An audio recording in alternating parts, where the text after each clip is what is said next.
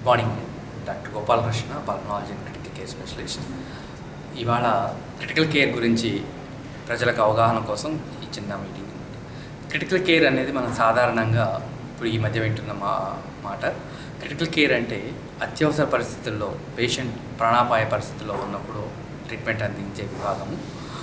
Patient ముఖ్యంగా ఎటువంటి పేషెంట్ని క్రిటికల్ కేర్లో ఉంచాల్సి వస్తుందంటే, సాధారణంగా అత్యవసర గుండెపోటు వచ్చిన వ్యక్తులను కానివ్వండి, లేదా సడన్గా అక్యూట్ కిడ్నీ ఫెయిల్యూర్ అంటాం అటువంటి వాళ్ళను, విష జ్వరాలు అంటే వైరల్ ఫీవర్స్ కానివ్వండి, ఇటువంటి వాళ్ళలో మల్టీ ఆర్గాన్ ఫెయిల్యూర్ గురైన వాళ్ళు, అంటే వీళ్ళలో లివర్ ఫెయిల్యూర్ అవటం కానివ్వండి, లంగ్స్ ఫెయిల్యూర్ అవటం, కిడ్నీస్ ఫెయిల్యూర్ అవటం, ఇటువంటి వాళ్ళందరినీ ప్రత్యేకమైన ఐసీయూ అంటే ఇంటెన్సివ్ కేర్ యూనిట్లో ఉంచి క్రిటికల్ కేర్ విభాగంలో క్రిటికల్ కేర్ మెడిసిన్లో ట్రైన్ అయిన డాక్టర్, వీళ్ళని క్రిటికల్ కేర్ స్పెషలిస్ట్ అంటారు.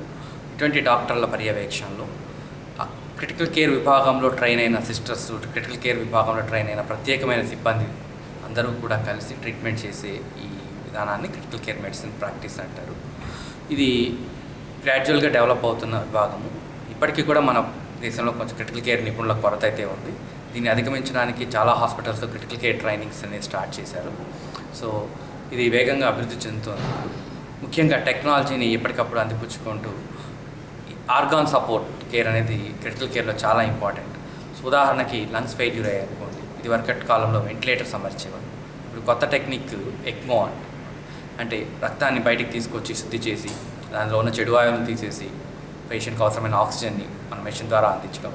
అదేవిధంగా డయాలసిస్, హీమోడయాలసిస్ కానివ్వండి, సిఆర్ఆర్టీ అంటే కంటిన్యూస్ రీనల్ రీప్లేస్మెంట్ థెరపీస్, లేదంటే పెరిటోనియల్ డయాలసిస్ అత్యవసర విభాగాల్లో క్రిటికల్ కేర్ విభాగంలో ఇటువంటి ఆర్గాన్ సపోర్ట్ కేర్ అనేది చాలా విరివిగా ఇప్పుడు క్రిటికల్ కేర్లో బాగా అవైలబిలిటీలో ఉంది. సో వీటన్నిటికీ ప్రత్యేకమైన ట్రైనింగ్ అనేది అవసరం. ఎవరైతే క్రిటికల్ కేర్లో పనిచేస్తున్నారో వాళ్ళందరూ ప్రత్యేకమైన ట్రైనింగ్ తీసుకున్న తర్వాతనే క్రిటికల్ కేర్ పేషెంట్ని హ్యాండిల్ చేయడం జరుగుతుంది. మనం ముఖ్యంగా ఈ టెక్నాలజీ ఇంప్రూవ్ అయ్యే కొద్దీ కేర్, అదేవిధంగా మనం వాడుతున్న ఎక్విప్మెంట్ యూటిలైజేషన్ పెరిగే కొద్దీ క్రిటికల్ కేర్లో కాస్ట్ పెరగడం అనేది కూడా చాలా సర్వసాధారణం. ఎందుకంటే వాడుతున్న ప్రతి ఎక్విప్మెంట్ కూడా చాలా కాస్ట్లీ. అందులో వాడే మెటీరియల్ కానివ్వండి, ఇవన్నీ కూడా చాలా ఎక్కువ కాస్ట్ ఉంటాయి. అందువల్ల ఆబ్వియస్గా క్రిటికల్ కేర్లో ఉంచడం మూలాన పేషెంట్ ఐసీయూలో కానీ క్రిటికల్ కేర్లో కానీ ఉంచితే పేషెంట్ సాధారణ వార్డులో వచ్చే చికిత్స కంటే కూడా క్రిటికల్ కేర్లో వచ్చి చికిత్స చేసే విధానంలో ఖర్చు అనేది అధికంగానే ఉంటుంది. ఇది అందరూ అర్థం చేసుకోవాల్సిన విషయం. తర్వాత ముఖ్యంగా పేషెంట్ క్రిటికల్ కేర్లో ఉంచుతున్నాము అంటే ప్రాణాపాయ పరిస్థితుల్లోనే క్రిటికల్ కేర్లో ఉంచుతాం. కాబట్టి పేషెంట్ యొక్క కుటుంబ సభ్యులు కూడా అర్థం చేసుకోవాల్సింది, పేషెంట్ కండిషన్ని ప్రాణాపాయ పరిస్థితుల్లో ఉన్నారు కాబట్టి క్రిటికల్ కేర్లో ఉంచుతున్నారు, దానికి తగ్గట్టుగా ఖర్చు పెరగడం అనేది సర్వసాధారణం. మనం ఇంత సపోర్ట్ చేసినా కూడా ఒక్కొక్కసారి ఎస్పెషల్లీ మల్టీ ఆర్గాన్ ఫెయిల్యూర్లో ఈ మార్టాలిటీ అంటే మరణం రేట్ అనేది చాలా ఎక్కువగా ఉంటుంది. అంటే మనం ఎంత సపోర్ట్ చేసినా కూడా క్రిటికల్ కేర్లో సక్సెస్ అనేది ఎంత ఎర్లీగా మనం ట్రీట్మెంట్ స్టార్ట్ చేసాము, ఎంత ఎర్లీగా ఆర్గాన్ సపోర్ట్ని మనం ప్రొవైడ్ చేయగలిగాం అనే దాని మీద డిపెండ్ అయి ఉంటుంది.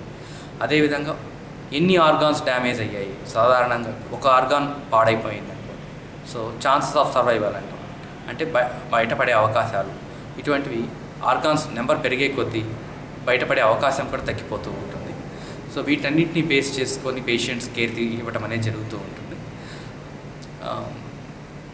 సో ముఖ్యంగా పేషెంట్ని ఎటువంటి పేషెంట్ని క్రిటికల్ కేర్లో ఉంచుతారంటే, గుండెపోటుకు గురైన వాళ్ళు కానివ్వండి, యాక్సిడెంట్స్ కానీ, ట్రామా అంటే మల్టిపుల్ ఫ్రాక్చర్స్ అయిన వాళ్ళు, అదేవిధంగా పాము కాటు కానీ లేదా విషకీటకాలు బారిన పడి ఆర్గాన్ ఫెయిల్యూర్ అయిన వాళ్ళని, విష జ్వరాల వల్ల ఊపిరితిత్తులో నెమ్ము రావడం, ఏఆర్డిఎస్ అంటాం, ఇటువంటి వీళ్ళందరినీ కూడా యూజువల్గా ఐసీయూస్లో ఉంచి క్రిటికల్ కేర్లో ఉంచి చికిత్స చేయడం జరుగుతుంది. సో అన్నిటికంటే ముఖ్యంగా క్రిటికల్ కేర్లో ముఖ్యమైన కేర్ చెప్పుకోదగ్గ వ్యక్తులు ఎవరంటే క్రిటికల్ కేర్లో ట్రైన్ అయిన డాక్టర్, క్రిటికల్ కేర్ నర్స్. అందులో ముఖ్యంగా క్రిటికల్ కేర్ నర్స్ యొక్క విధి అనేది చాలా ఇంపార్టెంట్. సో వీళ్ళు 24 గంటలు పేషెంట్ పక్కనే ఉండి ప్రతి క్షణం ప్రతి నిమిషము పేషెంట్లో హార్ట్ రేట్స్ కానివ్వండి, బీపీ కానివ్వండి ఎప్పటికప్పుడు రికార్డ్ చేసుకుంటూ వీటన్నిటిని మనకి ఒక పద్ధతిలో మెయింటైన్ చేసుకుంటూ పేషెంట్ మానిటర్ చేయడం అనేది జరుగుతుంది. సో ముఖ్యంగా క్రిటికల్ కేర్లో చేసే విధానం ఇదే. ఇదే విధంగా కొంచెం ఇన్ఫెక్షన్ ప్రివెన్షన్ యాక్షన్స్ కూడా చాలా కేర్ఫుల్గా తీసుకుంటారు. వీటినన్నింటినీ కలిపి చూసే విధానమే క్రిటికల్ కేర్ మెడిసిన్.